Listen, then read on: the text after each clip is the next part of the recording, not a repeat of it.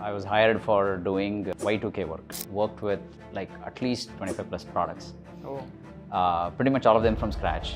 I was responsible for an entire region, like I was handling UK. If I had to start Liftoff from scratch, I don't know whether I would be the person to saying I'm the founder. Your journey sounds to be a little bit interesting because it is accidental, right? I mean, it was not pre-planned that you wanted to be an entrepreneur and all. Because we work with a new startup every 3 months, 6 months, 9 months, right? Over 10 years, 12 years, we worked with 50 plus startups.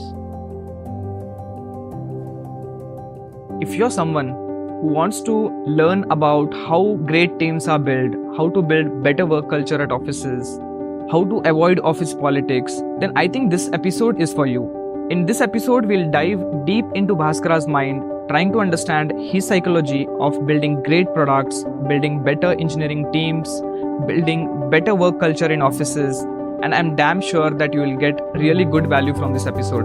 Enjoy the episode, and if you're someone who is new to Startup Tales, then don't forget to hit that like button and subscribe button. Hi Bhaskara.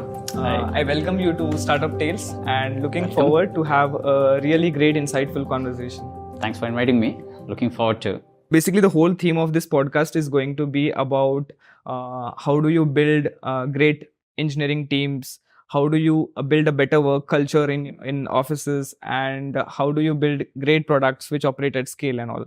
Yeah. So before diving deep into all these aspects, would love to know how is your entrepreneur journey being, how you got into this field of entrepreneurship and all. I've never been a big company employee in my 26 years of career. I wasn't the brightest of the kids in engineering. Struggled to get my first job. After 6 months of struggling, I got my first job.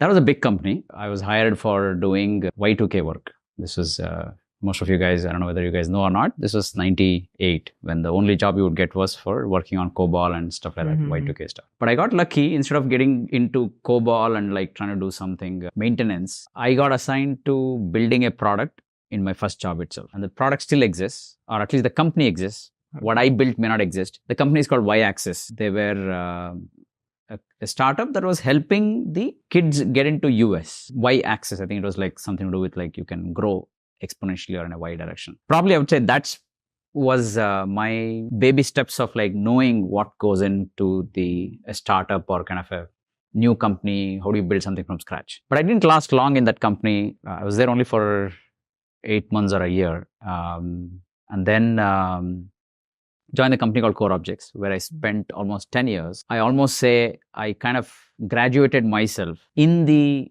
startup or ecosystem of building products in that company. Worked with like at least 25 to 25 plus products. Pretty much all of them from scratch. I was the 7th employee in that company. Did multiple US travels. Used to spend a lot of time with founders. And what was your role, I mean, in this? I started as an engineer, and all the way at the last, when I quit them at end of 10 years, I was the project manager or engineer manager. I was responsible for an entire region, like I was handling UK. I used to travel. I used to spend like 6 months there, work with the founders there. The journey into Liftoff, which is, I can say that I am one of the partner, founder, stuff like that. It's probably more accidental. So Liftoff is now about, I would say 10 or 11 years old, but Liftoff as a company, we're about 13 years old. And first 2 years, we were a product company. Again, we were a dev center for a US-based product company. And that company was called Uber Media. They had raised $17-18 million funding, and they wanted to have a dev center in India. And they would kind of fund us with all the expenses and everything. We would kind of build the product. 2 years into India operations, they came back and said like, we run out of money, we're going to sell this unit.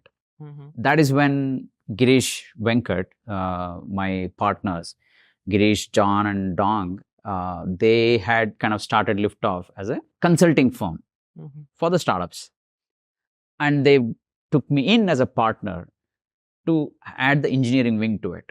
So I don't know whether if I had to start Liftoff from scratch, I don't know whether I would be the person to saying I'm the founder.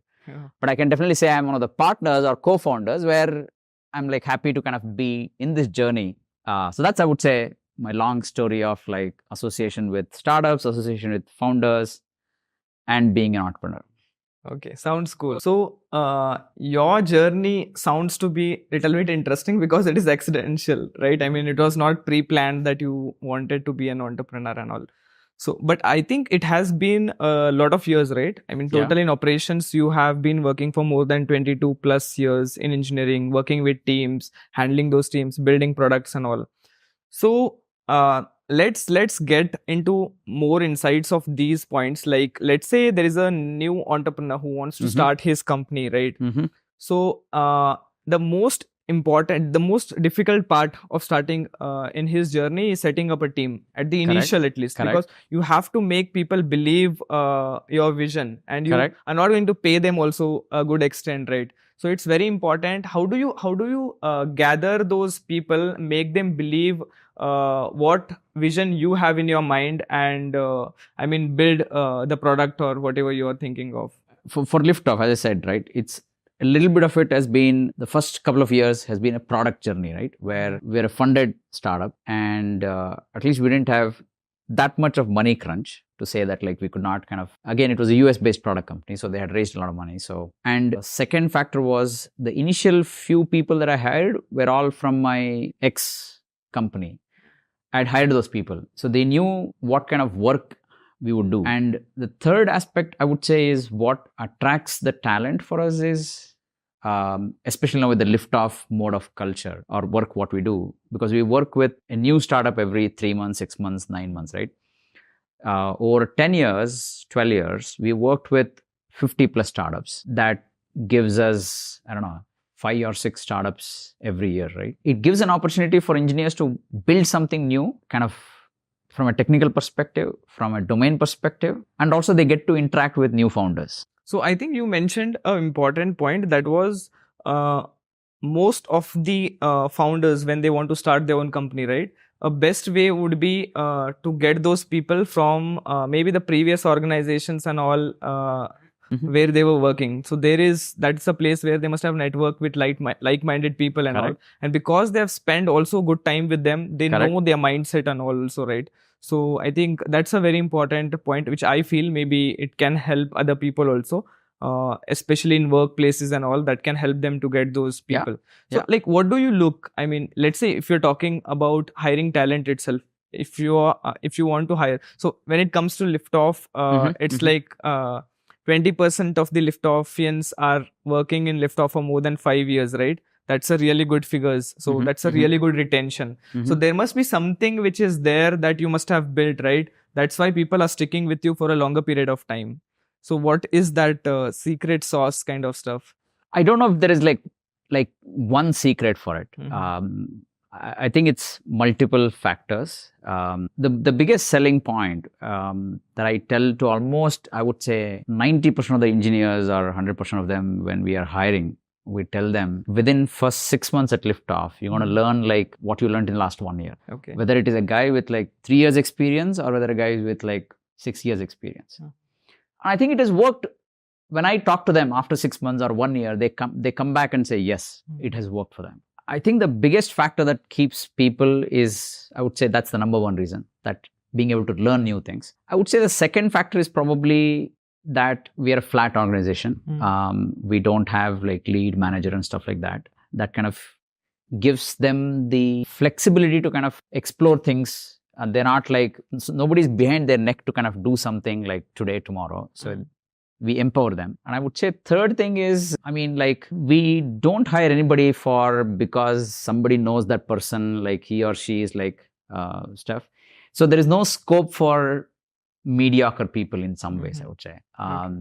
And it's very easy to find within the organization if somebody is kind of struggling or mediocre. I think like we figure out, or we have a conversation with them, and we kind of figure out, and it has happened to us also in last 12 years. There are a lot of cases where we've had people who joined for development and they were struggling, and we said like, do you want to do product or do you want to do QA? And they kind of shift there. And there are a lot of guys who joined as QA and like they kind of felt an interest to kind of be a developer, and we kind of moved them out. So that crisscross has happened at least like for 5-6 of them. I think that flexibility, flat hierarchy, learning new things, And probably like last factor is probably we operate almost like a family network where everybody knows like every other person. I think that culture probably retains a lot of people, I would say. Okay, there were lots of good pointers which you I think spoke, which I would love to go in more in depth. Okay, Sure. so the first thing which you said is that I think learning and new challenges that people face, right? That's what excite people. So you will have to keep on giving them that flexibility to learn new things, try out new things, and all. Also, very important thing which you mentioned, I feel, is at Liftoff, I think there is more flexibility to interchange teams, interchange domains, and they can easily move it, which is not, I think, that easily possible in big MNCs and all, right?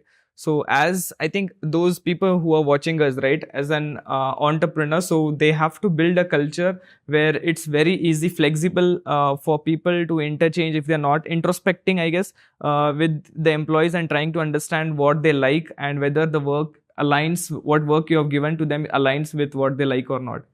You mentioned one more very important point, which is flat hierarchy. I don't know how many people might know flat hierarchy. So can you explain like what exactly this flat hierarchy is and how does it help in building a better work culture? Sure. So we are now at Liftoff about 84, 85 people company. Flat in terms of everybody reports into me.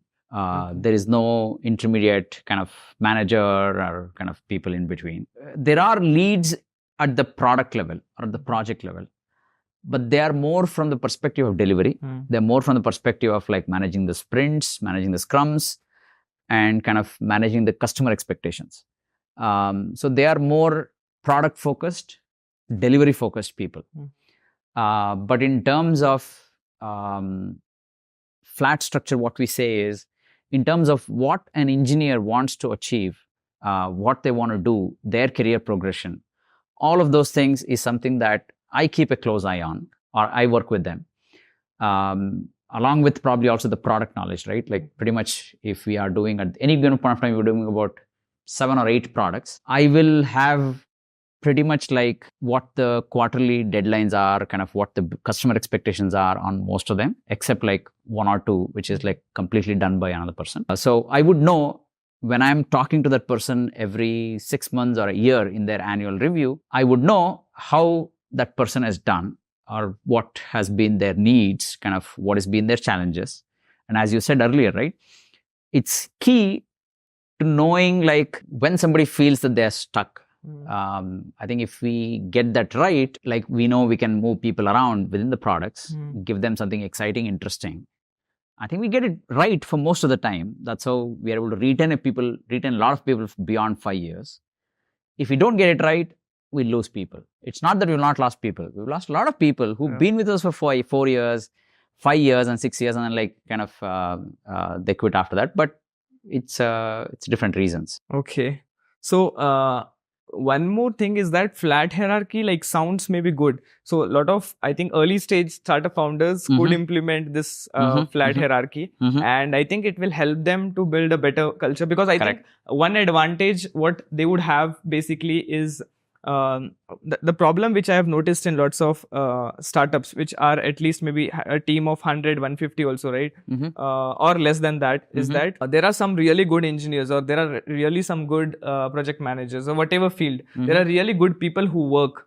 But because they have a higher hierarchy about that, right? The founder, they are not visible in front of that founder. The founder does not know that that guy is really hardworking. The credit goes to maybe the person who is going one above.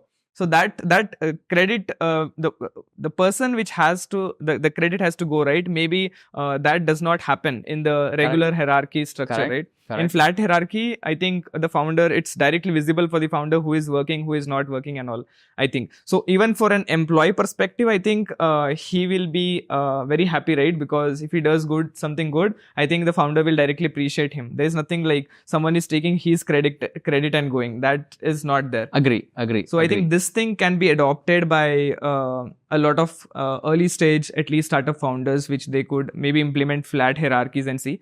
But the biggest issue in this, I think, is while they're scaling to bigger teams, right, it gets very difficult now.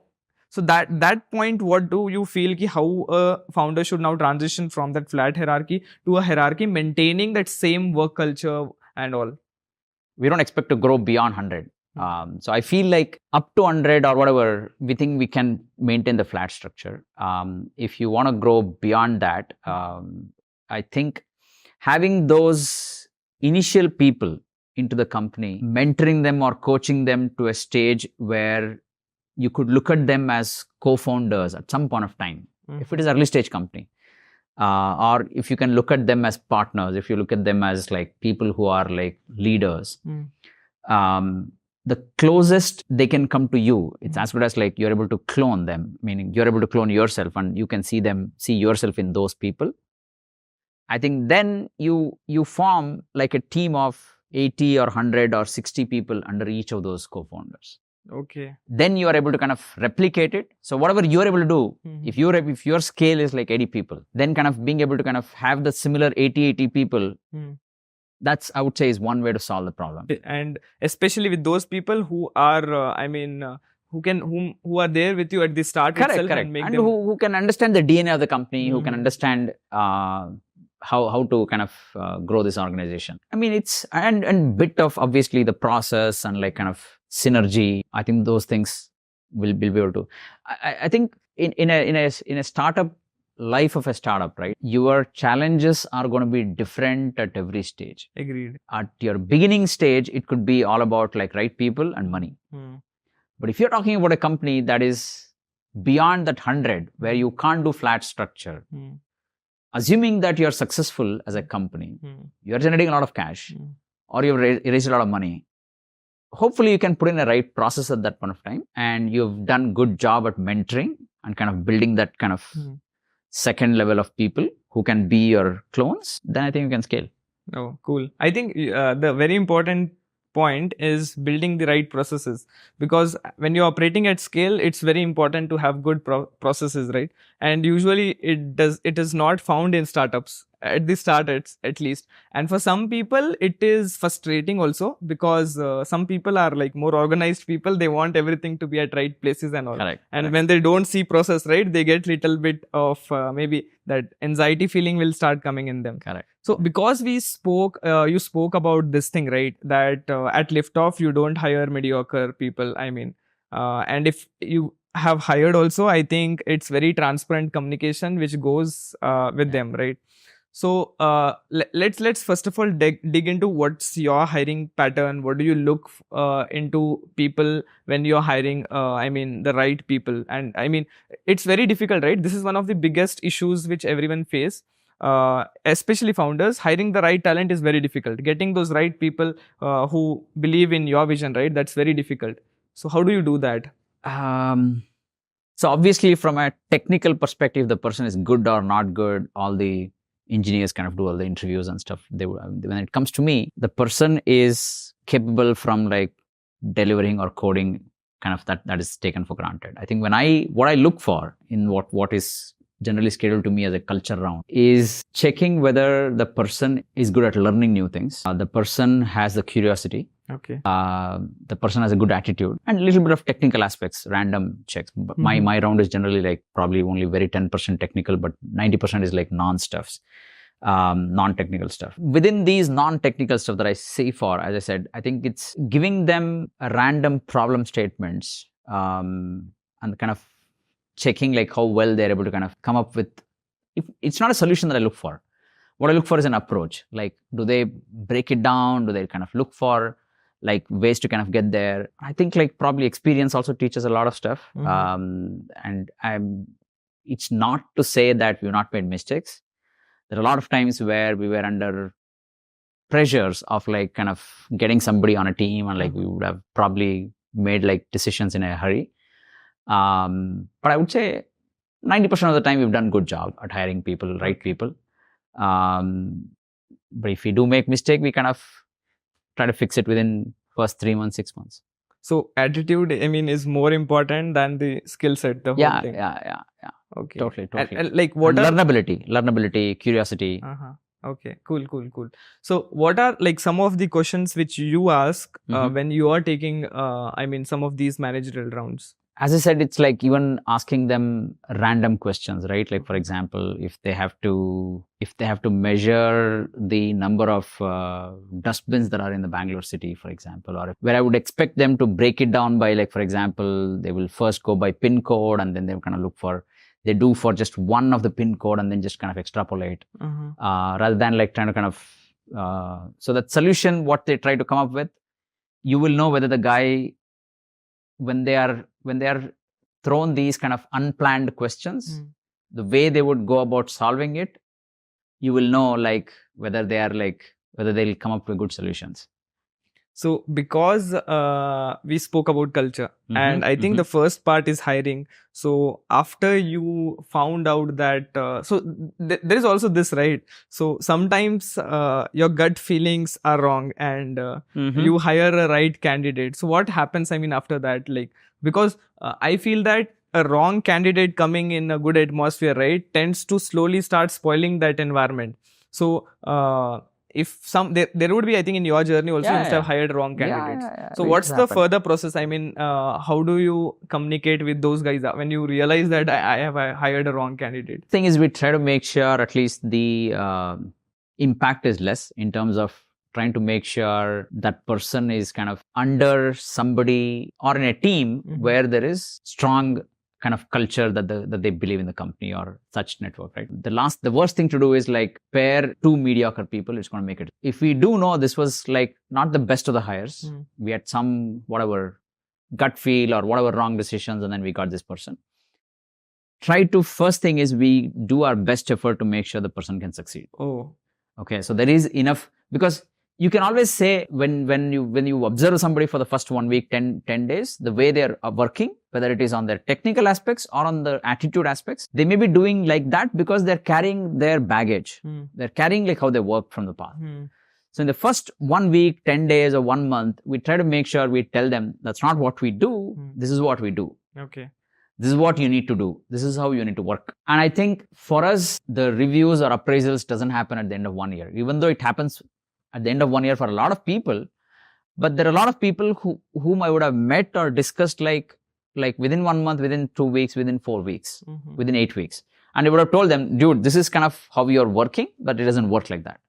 Can you shift your focus like this? If it doesn't change after 2 months, 3 months, we say like, hey, it's not working out. And we kind of figure out a way that we can kind of end it amicably.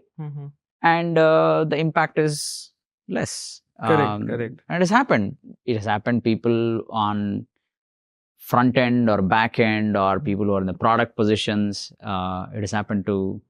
Okay, sounds good. So I think that transparency is maintained of communicating what is right and what is not going right and all. That's cool, I think. Because it's better to say the bad news ahead of time than trying to keep it for 3 months, 6 months. Correct. And then kind of carrying it on. It's neither of us will benefit. Correct. And it is not easy. It's not easy. So one of my question is that why there is no punch in, punch out or check in, check out at liftoff? It's not required when people believe they're here with a purpose. And the purpose is that they need to meet the customer expectations. And if they believe in that idea, vision, and like kind of mindset, no punch in, no punch out is required. Employees who will take, disadvantage of this also, right? You can't do that on the long run. You can do it for some weeks, some months, but you can't do that on the long run. Okay. They're just hurting themselves if they do it. It's their career that they're messing it up. So, because we are talking of culture, how does remote work come into picture in building a better work culture in startups? I don't know whether I would say it brings in better ways to build startups.